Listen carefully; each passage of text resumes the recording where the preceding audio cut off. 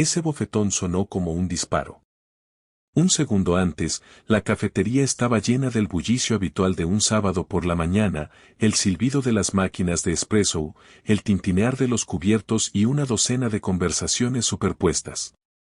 Al segundo siguiente, todos los sonidos desaparecieron.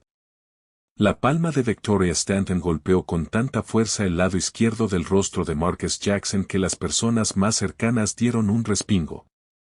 Una mujer que estaba en el mostrador dejó caer su taza. Un niño sentado junto a la ventana se quedó completamente inmóvil. Marcus no se movió. Permaneció de pie con su hija abrazada contra su pecho. Una de sus grandes manos protegía la parte posterior de la cabeza de la niña, como si intentara resguardarla de algo mucho peor que una bofetada. No retrocedió. No levantó la voz. Simplemente volvió la cabeza lentamente, con absoluta calma, y miró a Victoria con unos ojos tan fríos y tan vacíos de sorpresa que varias personas dirían después que era la mirada más aterradora que habían visto en su vida. Nadie en aquella cafetería sabía todavía lo que estaba a punto de desatarse. Una vida construida sobre el silencio. Para entender lo que ocurrió aquella mañana, hay que retroceder unas horas a un pequeño apartamento de 2 habitaciones donde un hombre llamado Marcus Jackson se despertaba, como cada sábado, exactamente a las 6:15, sin necesidad de despertador. No era una costumbre que hubiera elegido. 15 años después de haber dejado el ejército, su cuerpo seguía negándose a dormir hasta tarde. Ya no luchaba contra ello. Preparaba café, se sentaba en la mesa de la cocina y disfrutaba del silencio del apartamento antes de que el resto del mundo despertara. A simple vista, Marcus no parecía un hombre complicado. Alto, de hombros anchos, rondaba los 40 años, con el cabello muy corto y un rostro endurecido por la vida. Vestía una camiseta gris sencilla y unos vaqueros oscuros. No poseía nada más caro de lo necesario. Conducía una camioneta usada. Vivía en un barrio tranquilo. Trabajaba 3 días por semana como consultor de logística para una empresa mediana de transporte, lo suficiente para pagar las cuentas y, sobre todo, para estar presente cuando su hija lo necesitaba. Porque eso era lo único que realmente le importaba, su hija, Ava, de 7 años. Una cicatriz recorría el rostro de Marcus desde la sien izquierda hasta la mandíbula, una larga marca pálida que hacía que la comisura de su ojo se tensara ligeramente cuando sonreía. La gente siempre la notaba. Algunos preguntaban. La mayoría no. Él nunca daba explicaciones. Con el tiempo había descubierto que el silencio era suficiente para que dejaran de insistir. Nunca hablaba de cómo había conseguido aquella cicatriz. Nunca hablaba de muchas cosas. A las 7 en punto, como cada sábado, Ava se levantó.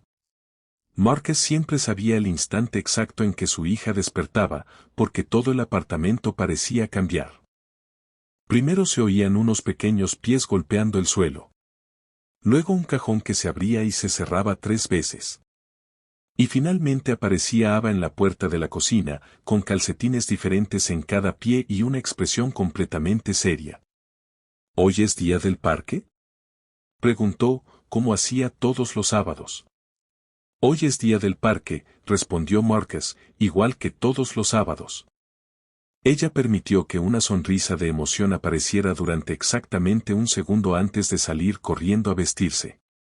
Marcus la observó alejarse y sintió esa felicidad silenciosa que no necesita palabras, esa que simplemente permanece en el pecho como una brasa tibia. Desde la muerte de su esposa, 3 inviernos atrás, esos sábados se habían convertido en algo sagrado. Café, chocolate caliente, el parque, las risas de Ava correteando entre los columpios. Era el único ritual que Marcus se había permitido conservar de la vida que alguna vez soñó tener completa. La rutina que se rompió. A las 8:30, padre e hija entraron en una cafetería llamada Groundwork, situada en la esquina de la Quinta Avenida con Meridian. Era su parada habitual antes de ir al parque, una tradición que no habían roto ni una sola vez en 3 años.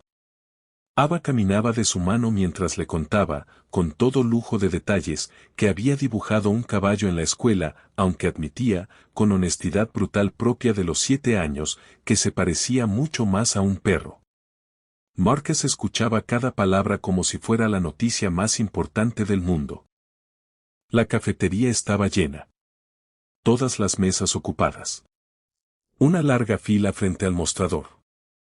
El aroma del café recién molido mezclado con el del pan caliente flotaba en el ambiente. Marcus pidió su café negro de siempre. Ava pidió su chocolate caliente. Encontraron una pequeña mesa junto a la ventana. Durante unos minutos, todo fue exactamente como debía ser. Hasta que Ava se bajó de la silla para señalar algo escrito en la pizarra del menú. Giró demasiado deprisa. El chocolate caliente salió despedido. Marcus intentó atraparlo, pero llegó medio segundo tarde. La taza cayó al suelo y el líquido salpicó en todas direcciones. Gran parte terminó sobre los elegantes zapatos de la mujer que estaba detrás de Ava. Aquella mujer era Victoria Stanton. Marcus sabía quién era. Como casi todos en la ciudad. Había visto su rostro en revistas de negocios y en periódicos, siempre acompañado de titulares sobre fusiones millonarias, inauguraciones de rascacielos y galas benéficas donde ella era la protagonista indiscutible. Era una de las mujeres más ricas e influyentes de la ciudad, y lo sabía tan bien que lo llevaba escrito en cada gesto. Victoria miró sus zapatos. Después miró a Ava. La niña seguía sentada en el suelo, con los ojos llenos de lágrimas, esperando descubrir cuán grave era el error que acababa de cometer. Una humillación innecesaria. Victoria terminó la llamada telefónica que mantenía sin apuro alguno, como si el pequeño drama a sus pies pudiera esperar su atención. «¿Qué te pasa, Ava?», dijo con una voz baja, fría y perfectamente calculada. «¿Tienes idea de lo que acabas de hacer? Mira estos zapatos. ¿Sabes cuánto cuestan? ¿Dónde están tus padres?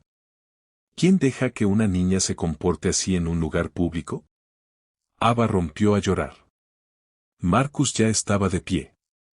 Se acercó en 4 pasos, se arrodilló junto a su hija y la abrazó sin apartar la vista de sus rodillas ni de sus manos, asegurándose de que no se hubiera hecho daño al caer.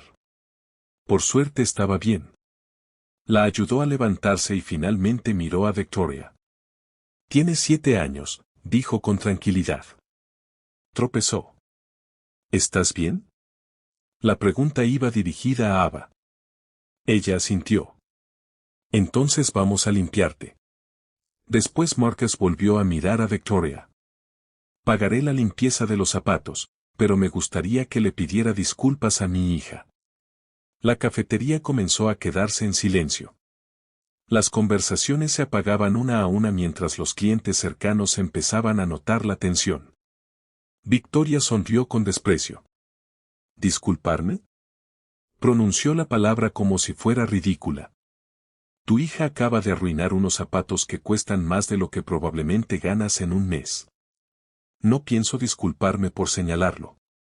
«Es una niña», respondió Marcus. «Cometió un accidente. No hizo nada malo». Victoria levantó ligeramente la barbilla. «No necesito que tú me des lecciones sobre educación infantil». Miró alrededor con absoluta seguridad. «Si quieres hacer algo útil, llévatela a casa y enséñale a comportarse en público». Marcus permaneció inmóvil. «Se lo pediré una vez más». Hizo una pausa. «Por favor, discúlpese con mi hija». La amenaza. Algo cambió en el rostro de Victoria. La irritación dio paso a algo más oscuro, más peligroso. «No tienes idea de con quién estás hablando», dijo, y su voz se volvió aún más fría. «Tengo relaciones personales con 3 miembros del ayuntamiento, el subjefe de policía y 2 jueces importantes. Con una sola llamada no solo perderás esta discusión, perderás la custodia de esa niña antes de que termine la semana». Los servicios de protección infantil se toman muy en serio las denuncias anónimas. Ava escuchó cada palabra.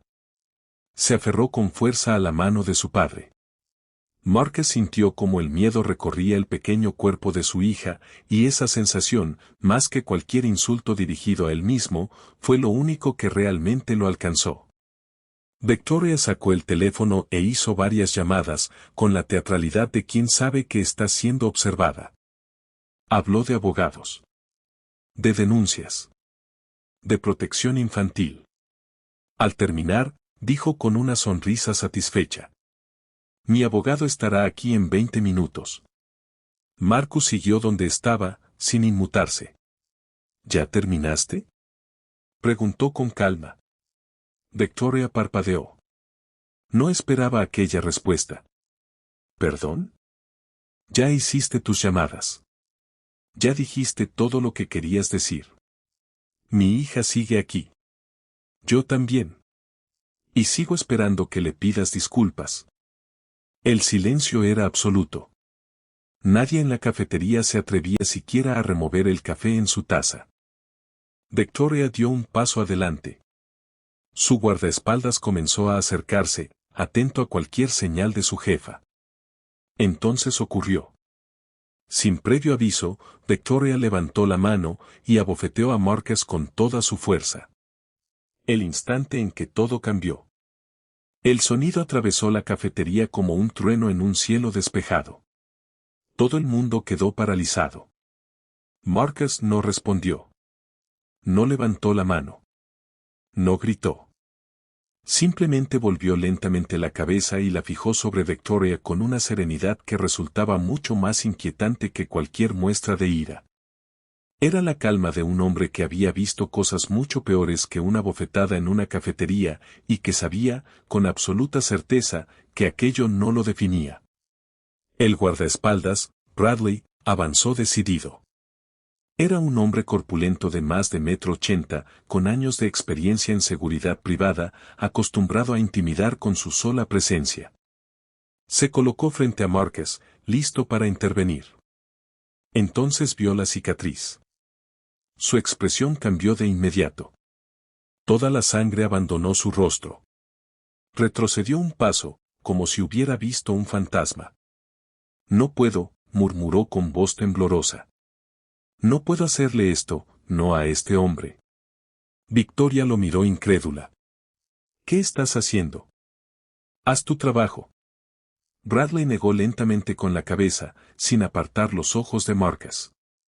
Necesita entender quién es este hombre. La verdad que nadie sabía. Hizo una pausa, como si necesitara reunir valor para pronunciar las palabras que estaban a punto de cambiarlo todo. Delta Force. Segundo Batallón de Fuerzas Especiales. Provincia de Kandahar. 14 de marzo de 2009. Toda la cafetería permanecía inmóvil, suspendida en un silencio que parecía sostener el techo del local. Bradley continuó relatando cómo, durante una operación en Afganistán, un edificio lleno de explosivos comenzó a derrumbarse. 3 soldados lograron escapar. 2 quedaron atrapados. Él era uno de ellos. Marcus ya estaba a salvo. La misión había terminado. Nadie lo habría culpado por quedarse fuera, por dejar que otros equipos se encargaran del rescate. Pero volvió a entrar. Una segunda explosión le destrozó el rostro. La cicatriz que tantas personas habían mirado con curiosidad a lo largo de los años, la que él nunca explicaba, provenía de esa metralla.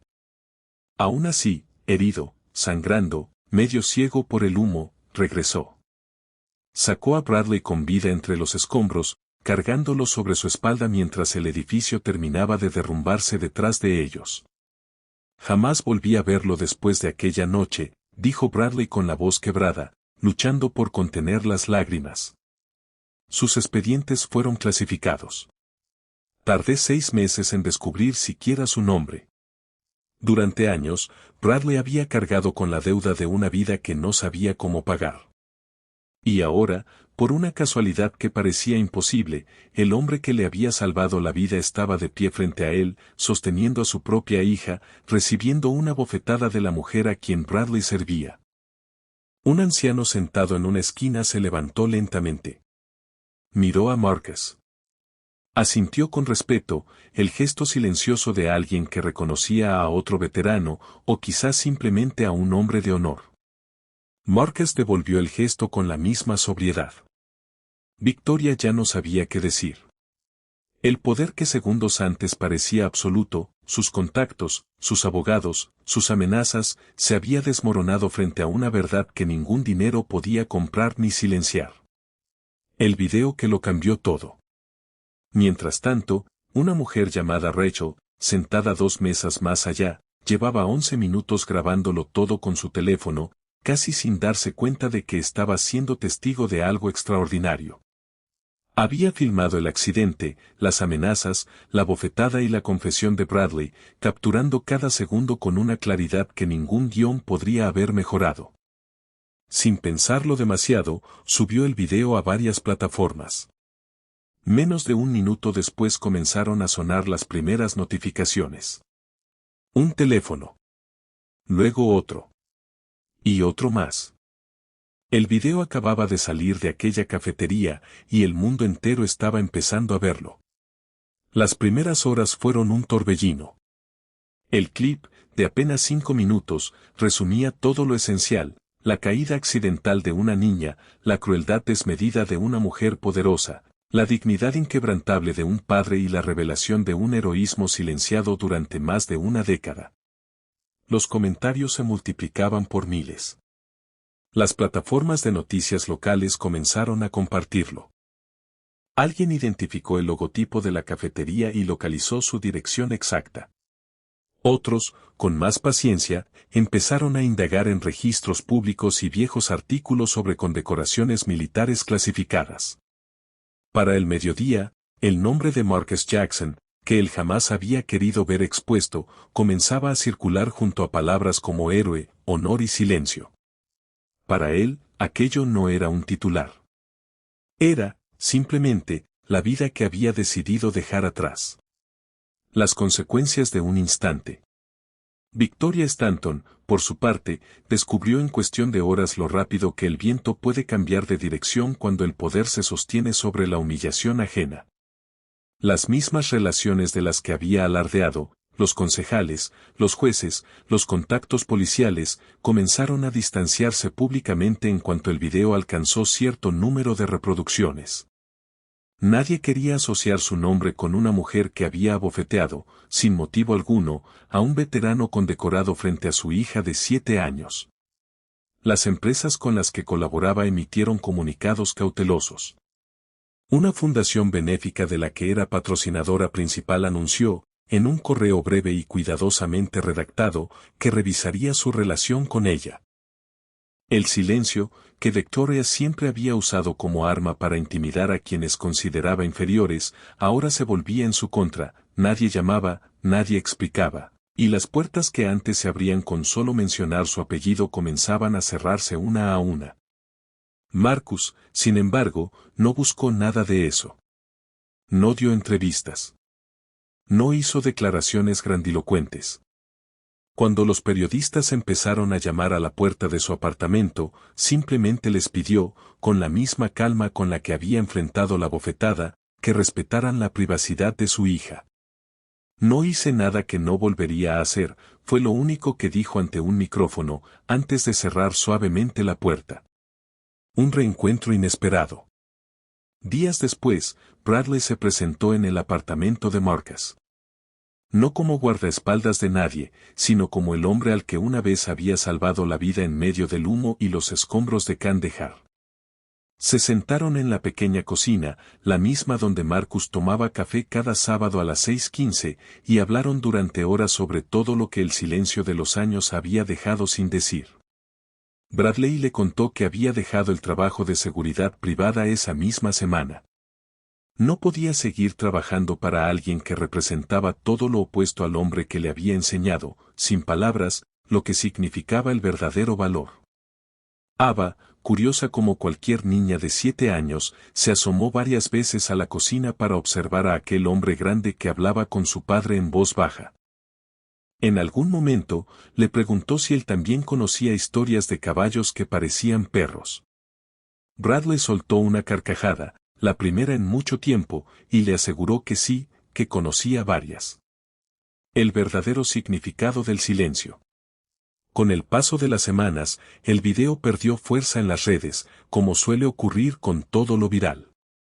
Pero dejó una huella imborrable en quienes lo vieron, un recordatorio de que la verdadera fortaleza rara vez se anuncia a gritos, y de que el respeto no se compra con dinero ni se impone con amenazas.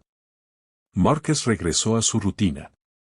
Los sábados siguieron siendo sagrados: café, chocolate caliente, la cafetería Groundwork, que ahora, curiosamente, reservaba siempre la misma mesa junto a la ventana para él y su hija, y después el parque, con las risas de Ava resonando entre los columpios. La cicatriz seguía ahí, como siempre. Pero ahora, cuando alguien preguntaba, Márquez a veces, solo a veces, sonreía ligeramente antes de cambiar de tema. No porque necesitara que lo reconocieran, sino porque, por primera vez en años, sentía que ya no tenía que cargar solo con aquel peso. Al final, aquella mañana de sábado no se trató de una bofetada, ni de dinero, ni de poder. Se trató de un padre que solo pedía una disculpa para su hija, de un desconocido que reconoció una deuda impagable, y de un hombre que, incluso en su momento más silencioso, resultó ser el más fuerte de todos los presentes en aquella cafetería. Y quizás esa sea la lección más importante de esta historia: el verdadero heroísmo no siempre lleva medallas visibles. A veces solo lleva una cicatriz, una taza de café negro, y la mano firme de un padre sosteniendo a su hija contra el mundo.